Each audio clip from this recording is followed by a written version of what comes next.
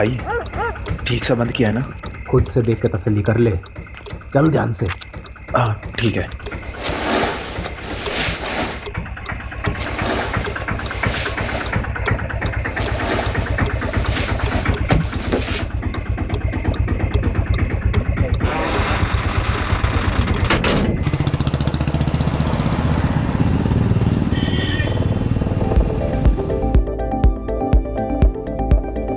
गाने के मजे ले ही रहा हूँ।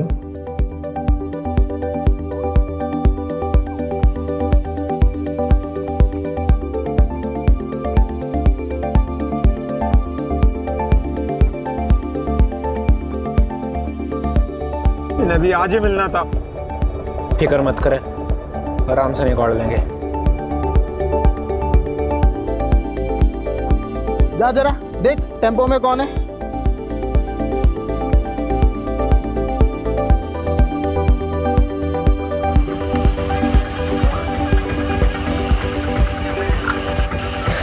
इतनी रात को कहाँ चली सवारी? पास वाली चिप्स की फैक्ट्री में जाने साहब, आलू की बोरी और कुछ नहीं। अच्छा, ओए कृपाल सिंह चेक कर जरा टेम्पो का पिछवाड़ा। जान दो ना साहब, पहले कंसाइनमेंट लेट है, मम थोड़ी लेके जाएंगे। ज्यादा होशियार बन रहा है क्या? टेम्पो में आलू है कि कुछ और, वो हम देखेंगे, समझा?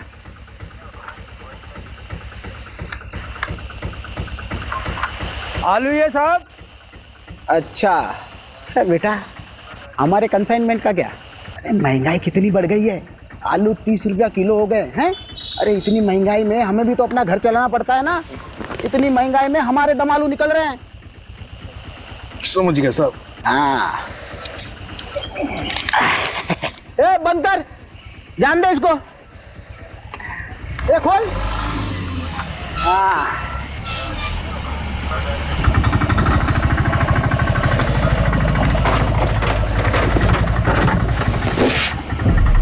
ए कैसे बंद करता है रे? मदद कर उसकी,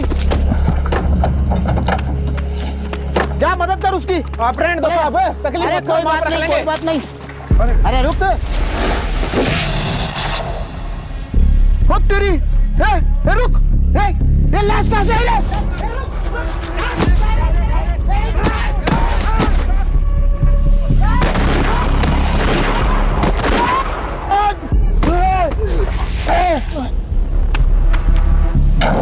चल चल चल।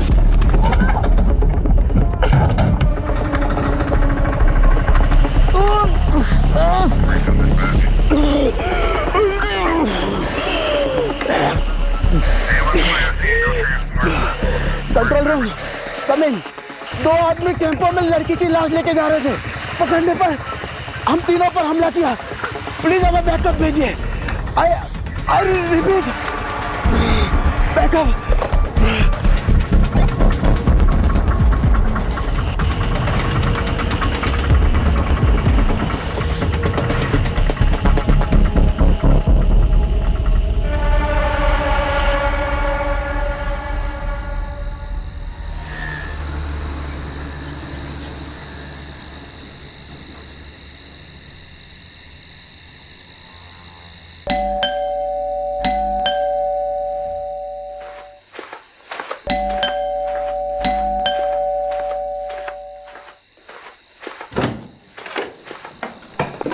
मुझे लगा तुम अपने पापा के यहाँ हमेशा के लिए रुक गई। तुम तो यही चाहोगे ना कि मैं यहाँ से चले जाऊँ, ताकि तुम अपनी माँ की पसंद की लड़की के साथ शादी कर लो।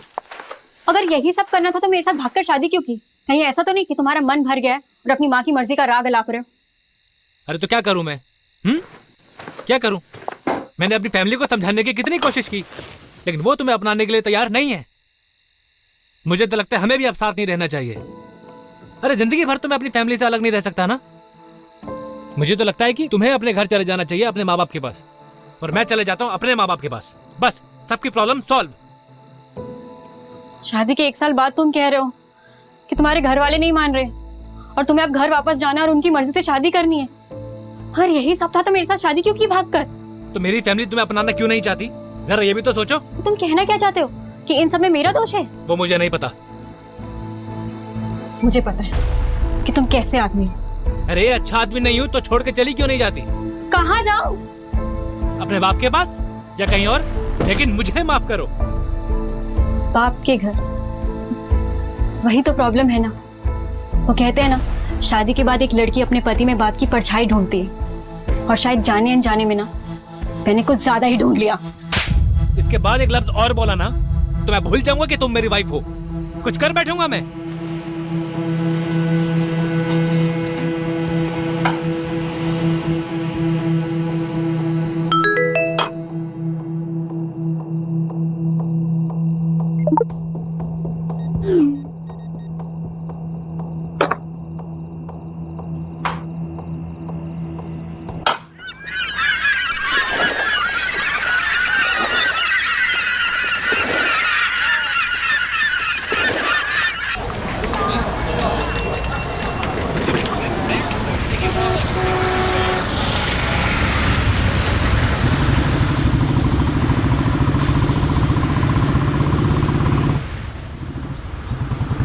Actually, the report suggests that your sperms are slow swimmer and your wife uterus creates an Mr. Rathod. आप सुन रहे हैं ना? Mr. Rathod. Oh, I'm sorry. So I was saying, आप लोग जितनी जल्दी इस चीज को एक्सेप्ट कर लेंगे उतनी आसानी होगी आपको अगला डिसीजन लेने में। किस चीज को एक्सेप्ट करना है? सुन भी रहे हो तुम? Mr. Rathod, the report suggests that your sperms are slow swimmers and your wife uterus creates an inhospitable environment for the eggs to develop. अगर मैं आसान लफ्जों में कहूँ तो आप दोनों नेचुरल प्रोसेस से बच्चा नहीं कर पाएंगे। बाकी इसके आगे आप दोनों क्या डिसीजन लेते हैं वो आप पर डिपेंड करता है। तो क्या डिसीजंस ले सकते हैं? देखिए, आपके पास दो ही ऑप्शंस हैं, या तो आईवीएफ या फिर अडॉप्शन। ये तो होना ही था। मतलब घर की तरफ है ध्यान तुम्हारा, कुछ हुआ नहीं कि बस क्राइम सॉल्व करने निकल पड़ते हो। सुलोचना, वो मेरा काम है और तुम्हें क्या लगता है मुझे शौक है तुम्हें अकेला छोड़ के जाने का? और तुम मुझे क्या सुना रही हो? डॉक्टर बोल रही है ना कि हम दोनों में कमी है। तो कमी तो होगी ना, एक अड़चन की तरह हूं मैं तुम्हारी लाइफ में। देखिए, कपल्स थेरेपी नहीं है, फर्टिलिटी। आप एक मिनट चुप रहिए जी। मैं पिछले 6 महीने से घर पर ही हूँ, इतना काफी नहीं है क्या? हाँ? और तुम चाहती हो क्या कि मैं काम छोड़ दूं? तो पिछले 6 महीनों से मेरे लिए नहीं हो घर पे तुम। चलो उठो, चलो उठो, बंद करो इस स्पर्म का नाटक। चलो चलो चलो। अरे मैं यहाँ से कहीं नहीं जा रही। तुम्हारी ईगो की वजह से तुम ये मानने के लिए तैयार नहीं हो कि तुम कभी बाप नहीं बन पाओगे। ईगो? वो भी मेरा? हाँ मैडम, आप क्या कह रहे थे? Inhospitable environment. ये है हमारा इनहॉस्पिटेबल एनवायरनमेंट। चल क्या रहा है यहाँ पे? What is this?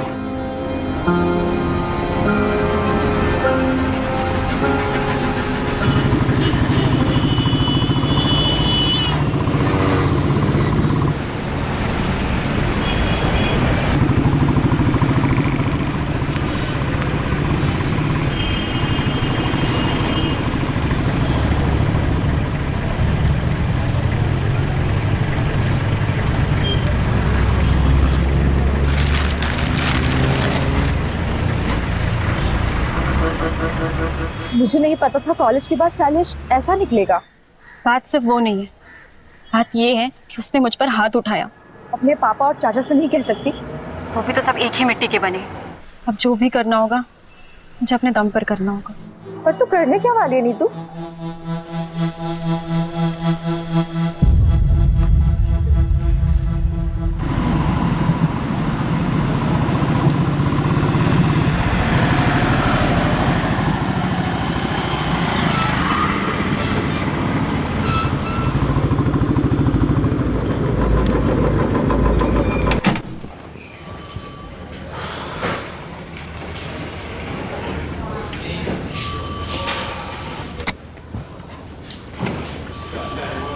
वो कहते हैं कि सुबह का भूला अगर शाम को घर को लौटे तो उसे भूला नहीं, पुलिस वाला कहते हैं। सारी दुनिया बदल जाएगी लेकिन तेरी बातें नहीं बदलेगी कमलेश। कैसा है? एकदम बढ़िया सर। बस सोचा था कि आपके जाने के बाद इस केबिन पे मेरा एक छत्र राज होगा। दिन में सपने देखना बुरी बात है। अपने पुराने पार्टनर का ऐसा स्वागत करेगा? नहीं नहीं। पटोदन, साहब के लिए चावल भर कर एक कलश लेकर आओ, साहब का स्वागत करना है। सर बासमती लाऊं या फिर सादा लाऊं? मेरे बाप, आप रहने दो, जाओ। अब मेरी पुरानी केस फाइल्स नहीं दिख रही है, तूने देखी क्या? हैं? आपको नहीं पता क्या? आपके सारे पुराने केसेस किसी और ऑफिसर को सौंप दिए हैं। किसको? एक कोई लेडी ऑफिसर 3rd फ्लोर पे। मुझसे बिना पूछे किसने डिसीजन लिया? नितिन सर के अलावा जरूरत और कौन कर सकता है?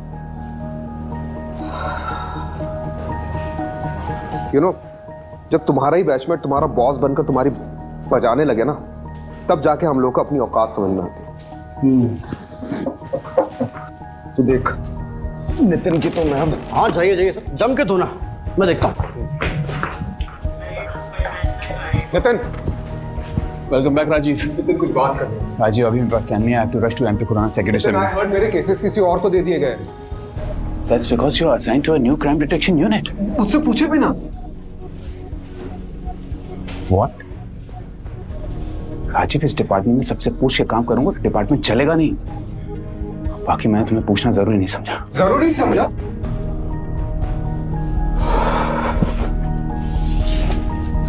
राजीव, तुम्हें पता है ना, लास्ट केस में कुछ ज्यादा ही घुस गए थे तो उसका नतीजा क्या हुआ था? अभी 6 months के सस्पेंशन के बाद लौटा। Don't get too emotional about it. Rajiv, I fully value your space in our department. But right now, I want you to be a team player. फिलहाल के लिए मैं चाहता हूं कि तुम नए केसेस हैंडल करो।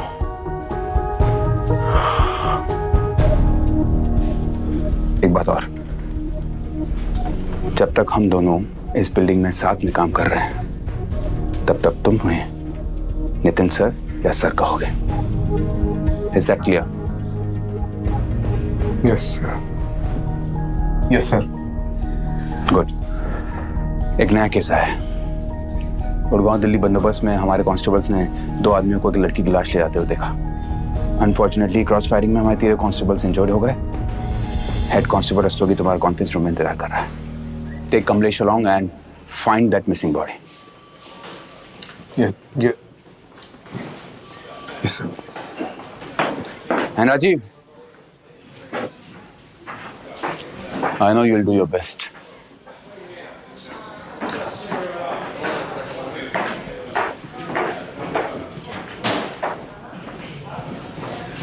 तो सर कैसे धोया?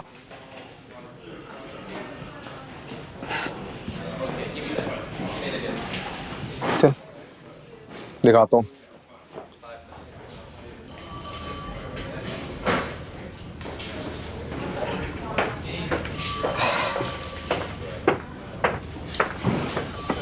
Head constable Shiv Shankar Rastogi.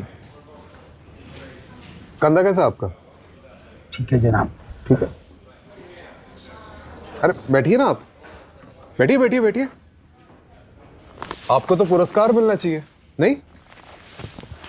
Tempo की ठीक से तलाशी नहीं ले सकते थे? अरे ली थी जनाब, लेकिन 1-2 बोरियों में आलू मिले तो मुझे लगा आलू ही होंगे, इसलिए आपने उसे जाने दिया। वो तो अच्छा हुआ कि कांस्टेबल कृपाल सिंह ने टेम्पो का बैकडोर अच्छे से बंद नहीं किया था, वरना ना वो लाश गिरती और ना हमें पता चलता। देखा, ये ऐसे दिखते थे।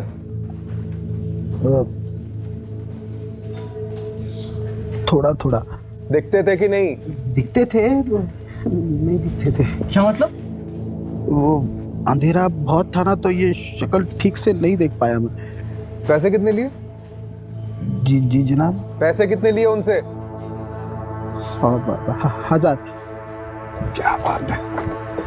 मतलब रात को 3 बजे एक अनजान टेम्पो बोरियों से भरा हुआ आता है, उसकी बिना तलाशी लिए महज 1000 रुपए के चक्कर में आपने उसे जाने दिया, और बाद में उसी टेम्पो में एक लड़की की लाश मिलती है। कमलेश, मैंने बोला था ना, इनको तो पुरस्कार मिलना चाहिए। चलिए अब आपका दम आलू निकालते। डंडा लेके मेरा। साहब गलती हो गई। अरे खड़ा क्या, डंडा लेके? साहब वो कोई पास की फैक्ट्री में जाने की बात कर रहे थे। क्या? वो किसी चिप्स की फैक्ट्री में जाने की बात कर रहे थे। तो रिपोर्ट में कौन लिखाएगा, तुम्हारा ताऊ? जनाब हड़बड़ी में भूल गया मैं। कमलेश जी, वैसे चांसेस तो बहुत कम है, फिर भी पता करते हैं कि चिप्स फैक्ट्री में उस रात कोई टेम्पो गया था कि नहीं। राइट। चलो जनाब एक मौका दीजिए ना मुझे गलती सुधारने का, सिर्फ एक मौका प्लीज।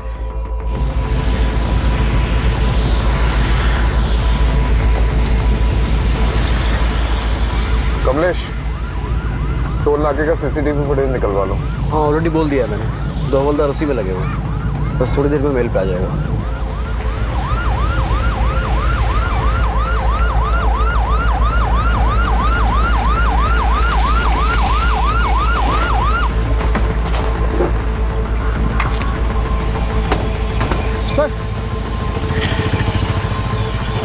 सर, लड़की की लाश यहाँ पर गिरी और वो लोग वहाँ से भाग गए।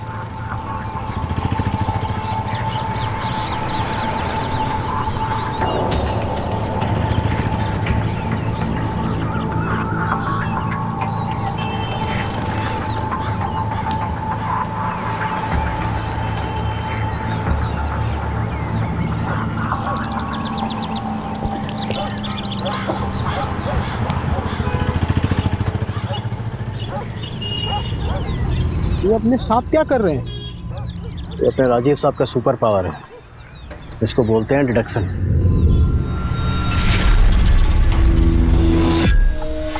इतनी रात को कहाँ चली सवारी?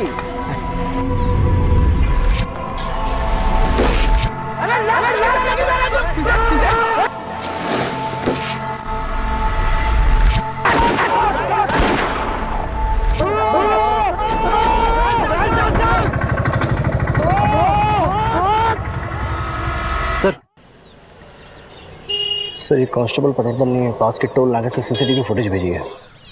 उसने इस फुटेज को थ्रोली चेकआउट किया है और वहाँ से भी कोई छोटा टेम्पो क्रॉस करके नहीं निकला। चोर चोरी करता है तो सबसे पहली चीज क्या करता है? क्या करता है सर? चोरी से जितना दूर हो सके भागता है। राइट। और जिस टेम्पो में भागे थे बीच रास्ते में कहीं ना कहीं तो बदला होगा, राइट? एक काम करते हैं, मैं और रस्तोगी चिप्स फैक्ट्री जाते हैं, वहाँ बात करते हैं। तुम पास वाले ढाबे में जाओ, वहाँ पूछताछ करो। राइट। कुछ ना कुछ तो चीज़ मिलेगी।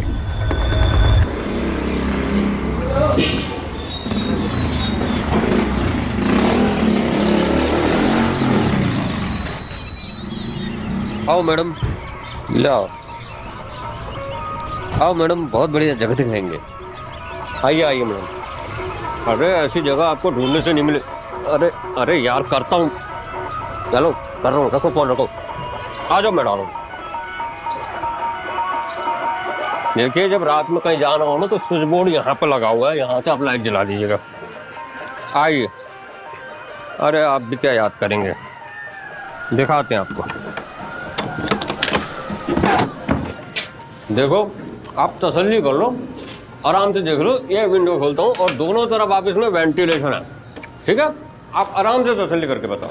मेरी बात सुनिए, मोहल्ला भी थोड़ा वैसा सा लग रहा है और रूम भी बहुत छोटा है।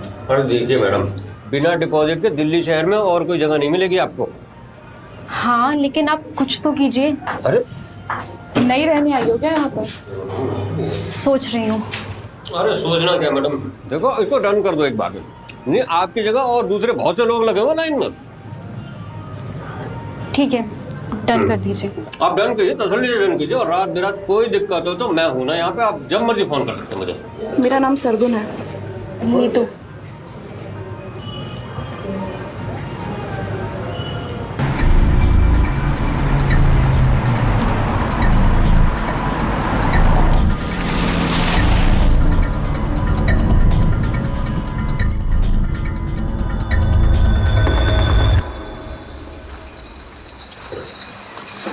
सर ये मैनेजर है।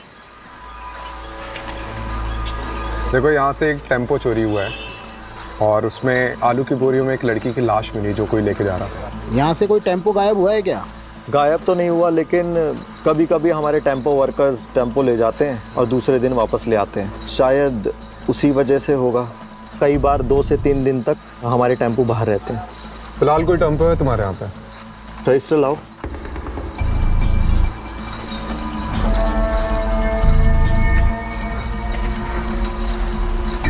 जी सर, सफ़ेद छोटा टेम्पो। ये दोनों तुम्हारे यहाँ काम करते हैं? नहीं। अरे ठीक से देखो सर, यहाँ पे जितने भी लेबर्स काम करते हैं ना, उनका डेटा मेरे पास रहता है। ये दोनों हमारे यहाँ काम नहीं करते। फिर तो ज़रूर टेम्पो चोरी हुआ है। सीसीटीवी फुटेज चेक कराओ। ये देखिए सर।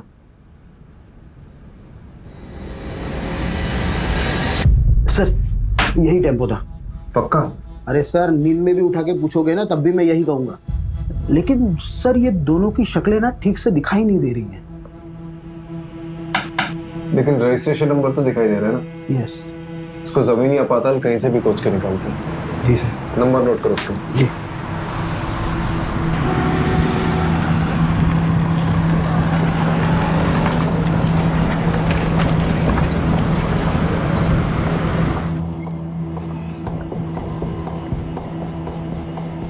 सर ढाबे की सारी सीसीटीवी फुटेज चेक करिए, उस रात को कोई ऐसा टेम्पो निकलते हुए नहीं दिखा। मतलब चिप्स फैक्ट्री से पहले टेम्पो चुराया, वहां से निकले और यहाँ नहीं आए। ये लोग गए कहाँ होंगे? सर ये लीजिए चाय पीजिए। मैं चाय नहीं पीता। अरे सर ऐसा थोड़ी ना होता है, जो चाय ना पियो वैकुंठ ना देखे। मतलब मेरा कहने का मतलब ये कि मेरी अम्मा कहा करती थी चाय एक जज्बात है। जब भी कभी मझधार में फंसे हो ना सर, तो एक चाय की चुस्की लगा लिया करो, क्या पता बीच का रास्ता निकल जाए।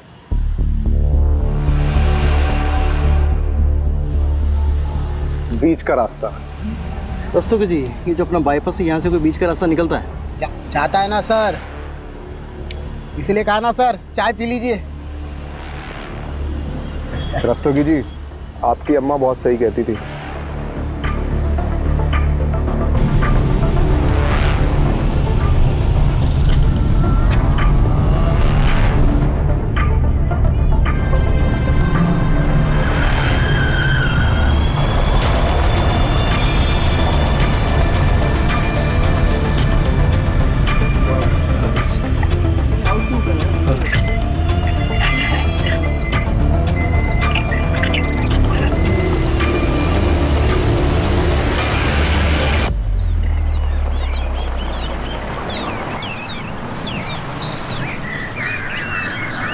सर सर यही टेम्पो था।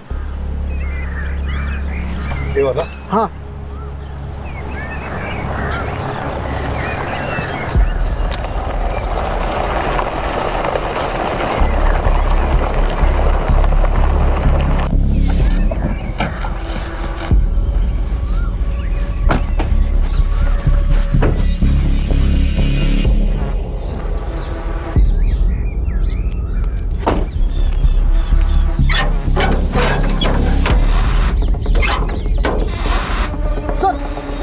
यही टेम्पो था सर। बताइए रस्तोगी जी, आलू पक गए आपके? उस रात तो और कुछ ऐसा देखा था जो अभी याद है। सर जब वो लड़की को बोरी में भर रहे थे तो उसका हाथ ऐसे बाहर था और नाखूनों पर लाल कलर की पॉलिश लगी हुई थी, उसने चूड़ियां पहनी हुई थी सर, बिल्कुल एकदम नई नवेली दुल्हन की तरह। अरे ये इधर देखना जरा, यहाँ फूल की पत्ती और गुलाल है। आलू की बोरी में फूल और गुलाल? अरे रस्तोगी जी, आप ही कह रहे थे ना कि नई नवेली दुल्हन का हाथ दिखा था। हाँ। किसी की शादी में ये मौत हुई है। सर घरेलू मामला लगता है। लड़की की शादी के मंडप में मौत हुई और उसके बाद ऐसा कुछ? सर या फिर लड़की भाग गई और उसका पीछा करते करते किसी ने रास्ते में उसको मार डाला। पता करो कमलेश। जी सर। किसके बाप की शादी में कांड हुआ।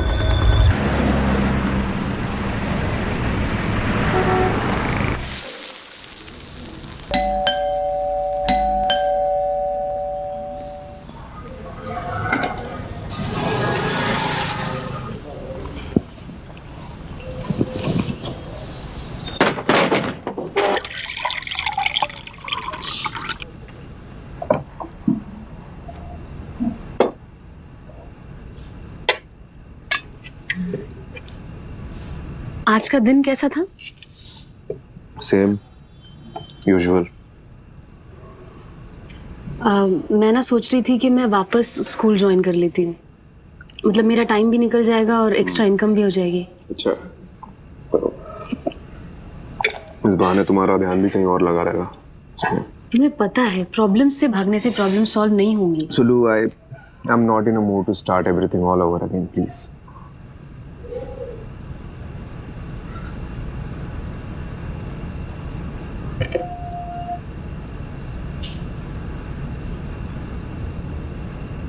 भस्मासुर की कहानी सुनी है? क्या? भस्मासुर? जब मैं स्कूल में पढ़ाती थी तो अक्सर बच्चों को ये कहानी सुनाया करती थी। क्या है इस कहानी में? भस्मासुर नाम का एक दानव था जो देवताओं की शक्ति पाना चाहता था। तो उसने सालों साल तपस्या की और फिर कई साल बाद उसको उसकी तपस्या का फल मिला। शिवजी स्वयं उसके सामने प्रकट हुए। उसने शिवजी से एक वरदान मांगा कि मैं जिसके भी सर पे हाथ रखूंगा वो भस्म हो जाए। शिवजी ने कहा तथास्तु।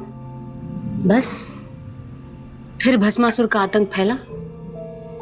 वो जहां भी जाता था किसी के भी सर पे हाथ रख देता था और वो इंसान भस्म हो जाता था। खौफ के साथ साथ उसका घमंड भी बढ़ने लगा। एक दिन उसने सोचा कि मैं शिवजी के सर पे हाथ रख देता हूं। शिवजी परेशान हो गए तो शिवजी इस समस्या का हल मांगने विष्णु जी के पास पहुंचे।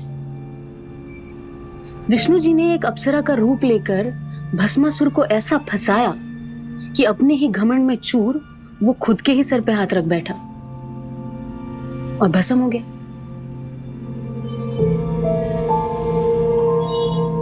तो उसका क्या मतलब है?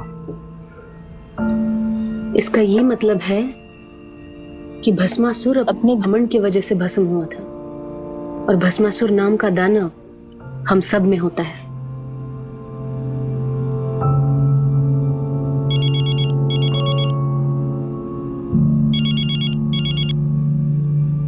हाँ कमलेश, क्या? अच्छा ठीक है, आ रहा हूँ मैं, आ रहा हूँ। हाँ आ रहा हूँ।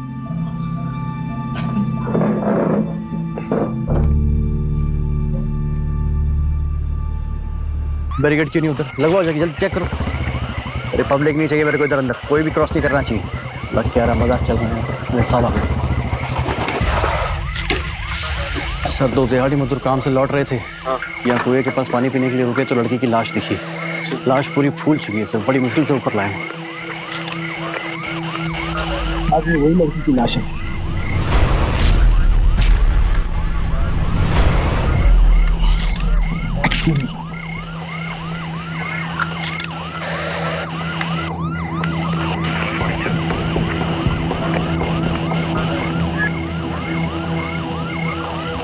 इसका फॉरेंसिक टेस्ट करवाओ। अच्छा, पता लगाओ कि ये प्लॉट किसका है। अच्छा।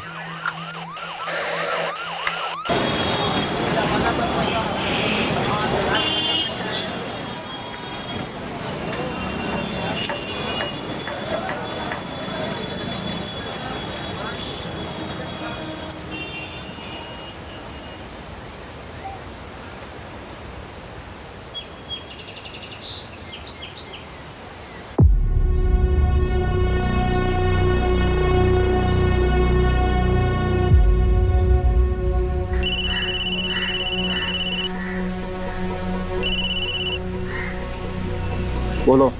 कैसे हो पापा? क्यों फोन किया यहाँ? एक बेटी को अपने बाप से बात करने के लिए वजह चाहिए। तेरी बेटी मेरे लिए मर चुकी है। तूने शैलेश के साथ भागकर मनमानी कर ली ना, अब क्या चाहिए तुझे? पापा उस बात को कई साल हो गए, आप अब तक नाराज हो।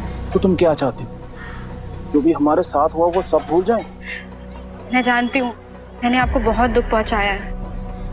आप गुस्सा करिए, डांटिए, चिल्लाइए, एटलीस्ट मुझसे बात कीजिए पापा। तेरी बेटी मेरे लिए मर चुकी है, तू बार बार फोन ना करे कर।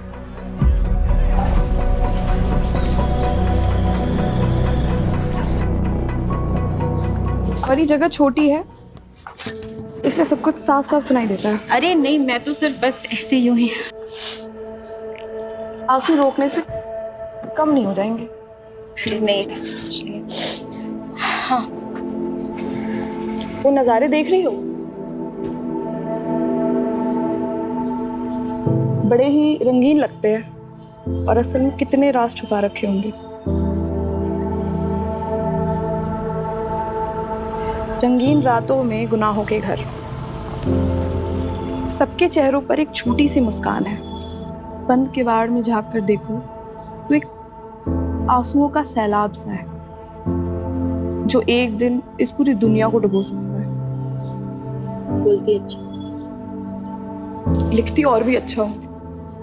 खैर, कोई इस दिमाग में देखना ही नहीं चाहता। सबको तो बस जिस्म की भूख है। तुम जिस चीज से गुजर रही हो उससे हम सब गुजर चुके हैं। ये जो हमारी कमियां हैं ये एक तरीके से हमें बांध कर रखते हैं, जिससे हम सबकी कमियां एक दूसरे की ताकत बन सके। और ये ताकत कैसे बनती है? फिलहाल तो एक दोस्त बनकर। इस लड़की की मौत कुएं में डूबने से पहले हुई है। इसके बॉडी में मेडिसिनल एनेस्थेटिक के भारी डोज मिले हैं। मतलब इसकी मौत एनेस्थेटिक ओवरडोज से हुई है। सबसे अजीब बात है कि इसके बॉडी में से यूट्रस गायब है। यूट्रस मतलब गर्भाशय। और यूट्रस को बड़े मेडिकल प्रिसिशन से अलग किया गया है, जैसे कोई मेडिकल एक्सपर्ट ने किया हो।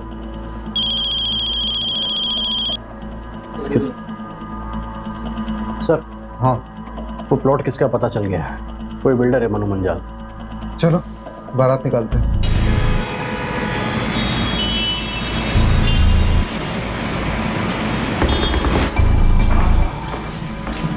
बड़ा बिल्डर लग रहा है। पकड़ भी बड़ी होगी कंफर्म। चलो देखते हैं।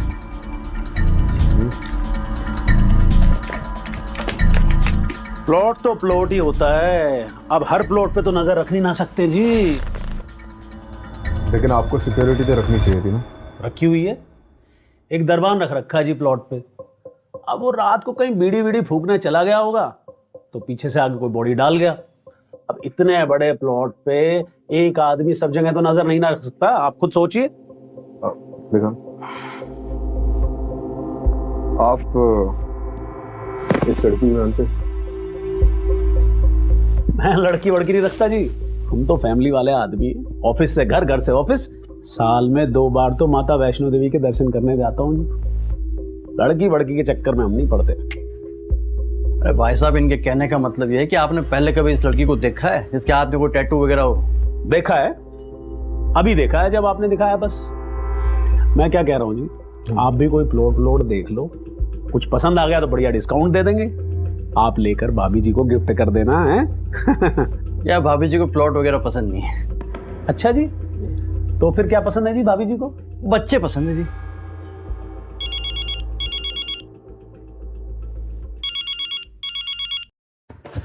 हाँ माँ बार बार फोन क्यों कर रही हो? काम पे हूँ मैं। तू काम पे रहता है ना, इसीलिए सब कुछ हुआ है। बताया मुझे सुलोचना ने। अरे सुलोचना को आपको बताने की क्या जरूरत थी? तो क्या किसी पड़ोसी को बताती? सब मेरी गलती है। तुझे और सुलोचना को अकेले शहर जाने दिया मैंने। अरे माँ, हम बच्चे थोड़ी है, खुद के डिसीजन खुद ले सकते हैं। बड़ा आया डिसीजन लेने वाला। मेरी बात सुन, मैंने सुलोचना को कुछ घरेलू नुस्खे बताए हैं, तू भी बोल देना। और हाँ, एक बात और मैं एक बता देती हूँ। एक बाबा हैं जिनकी भस्म खाने से संतान सुख का सौभाग्य मिलता है। सुलोचना को लेकर के जाना और उनका मत्था टेक करके आना। अरे माँ, क्या नाप शनाप बाकी जा रही हो? मैं कोई बाबा के चक्कर में नहीं पड़ने वाला हूँ, ठीक है? मैं रख रहा हूँ, अभी बाद में बात करता हूँ। सर, उस लड़की का पता चल गया है। कौन है? जेबी नगर रेड लाइट एरिया, वहाँ के रहने वाली एक कॉल गर्ल थी। आज सुबह उसकी सहेली ने मिसिंग रिपोर्ट लिखाई, शायद ही हुई हो।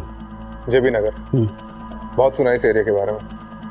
चलो आज देख भी लेते हैं। चलिए।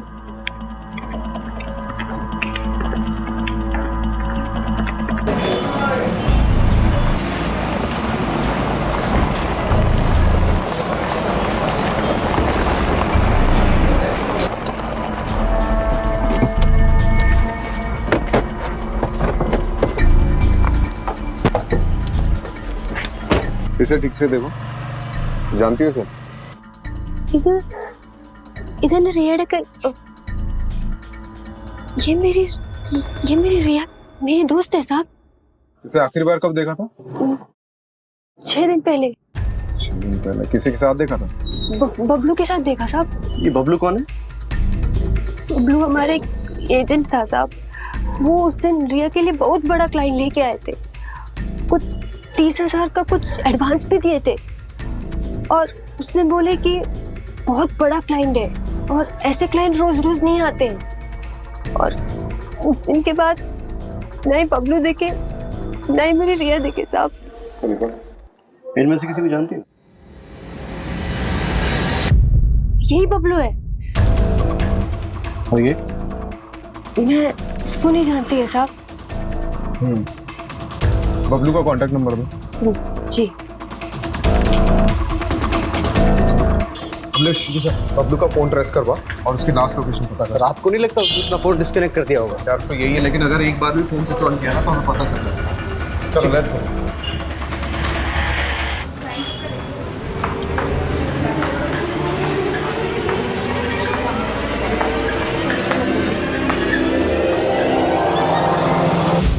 पुलिस इन दोनों शख्स को ढूंढ रही है। आखिरी बार इन दोनों शख्स को दिल्ली हाईवे पे एक लड़की की लाश ले जाते हुए देखा गया था और तब से ये दोनों गायब हैं। गौर से देखिए इन दोनों स्केचेस को और कुछ भी पता चलने पे हमें हमारे टोल फ्री नंबर पे कॉल कीजिए।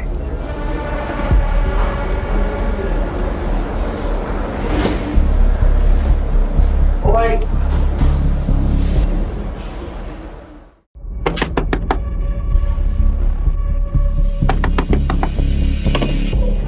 नहीं तो ये लड़का तेरी सारी पैसे की दिक्कत खत्म कर देगा।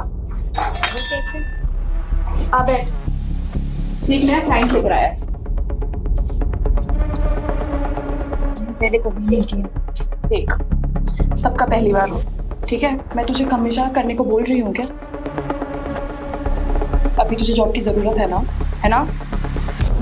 तो जब जॉब लग जाएगी तो ये सब छोड़ दियो। अभी बस एक मीटिंग करके आ जा, सब ठीक होगा, मुझ पे भरोसा रख। ठीक है।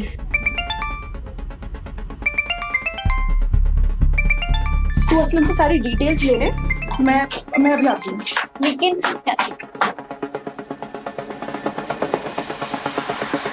हेलो बबलू, कहाँ है तू? ये न्यूज़ में क्या आ रहा है? ये सब मैं तुम्हें बाद में बताता हूँ। मैं बड़ी बुरी तरह कांड में फंस गया हूँ यार। फिलहाल एक जगह पे अंडरग्राउंड हूँ। क्या होटल, क्या कांड? सब बताता हूँ। लेकिन यहाँ से निकलने के बाद मन्ना सोची थी ज्यादा कमीशन मिलेगा, और हम दोनों ये काम छोड़ के हमेशा के लिए यहाँ से चले जाएंगे। लेकिन मुझे क्या पता थी कि मैं इतनी बुरी तरह फंसूंगा। कहाँ है तू? मैं अभी आ रही हूँ तेरे। नहीं, तुम यहाँ मत आना। यहाँ पहले ही बहुत खतरा है।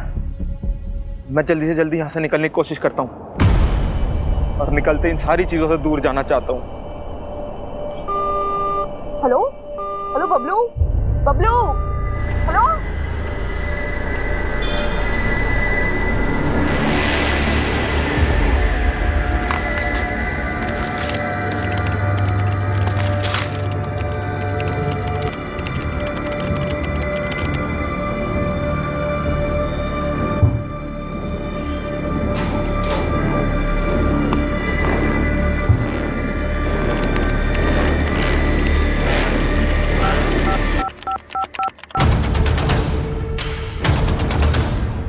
बबलू हमारे लिए मुश्किल पैदा कर सकता है, क्या करूं? उसको रास्ते से हटाने का समय अब आ चुका है। जी।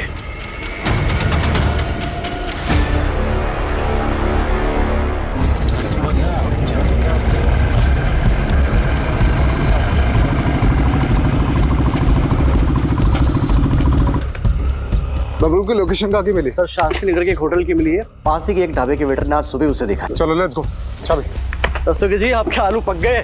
जी सर।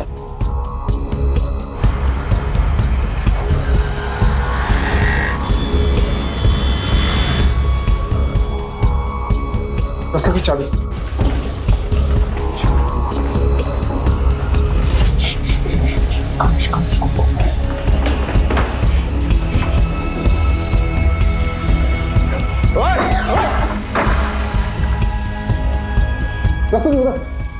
चेक कर इधर। सर कोई नहीं है। सर इधर भी कोई नहीं है। तू गया किधर? सर लोकेशन तो यहीं की थी। तो हवा में उड़ गया क्या वो?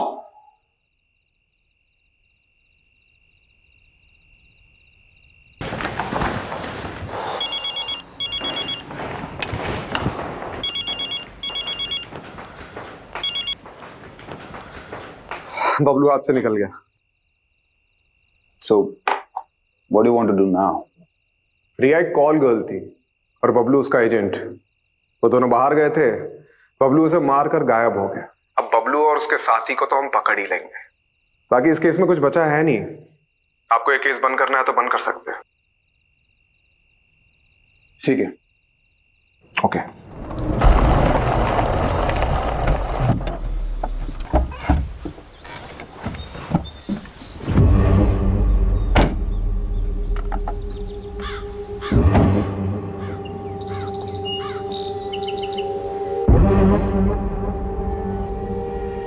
ये कौन सी जगह है भाई?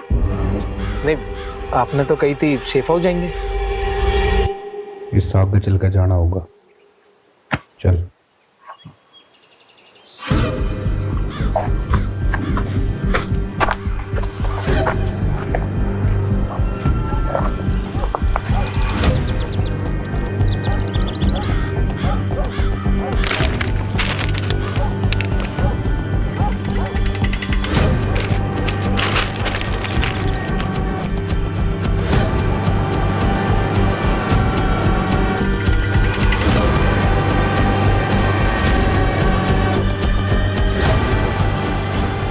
क्यों भाई? क्योंकि तू हमारे बारे में जरूरत से ज्यादा जान चुका है।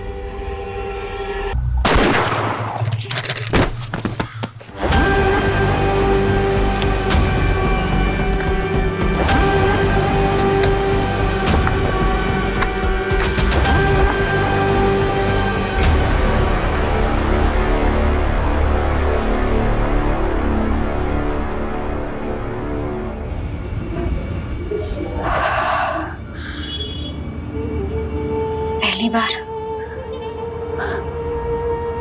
और आखिरी बार।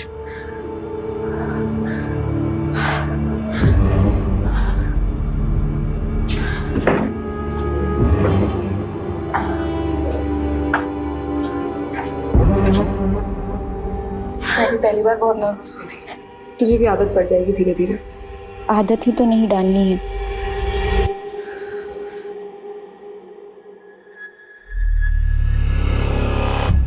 ठीक है, जाओ।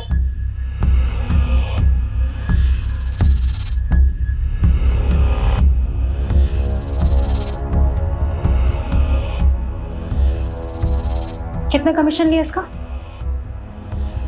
10,000। दोस्ती का नाटक करना जरूरी था? नाटक नहीं था तो फिर? जिंदगी का दस्तूर है। हमारे साथ हुआ है तो दूसरों के साथ भी करना पड़ता है। ऐसा होता है और ऐसा हमेशा होता रहेगा।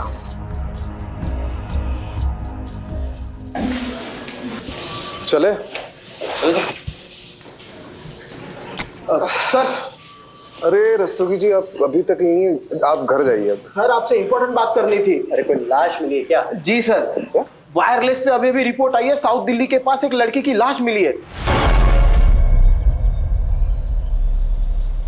एक हफ्ते में 2 लड़कियों की लाश मिली। ये कोई मामूली केस नहीं है, ये कुछ बड़ा है और खतरनाक है।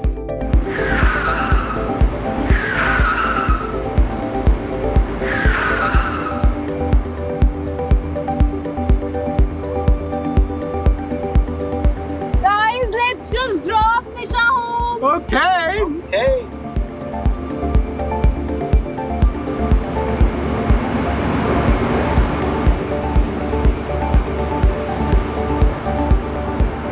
Okay guys, bye. Bye Nisha, good night.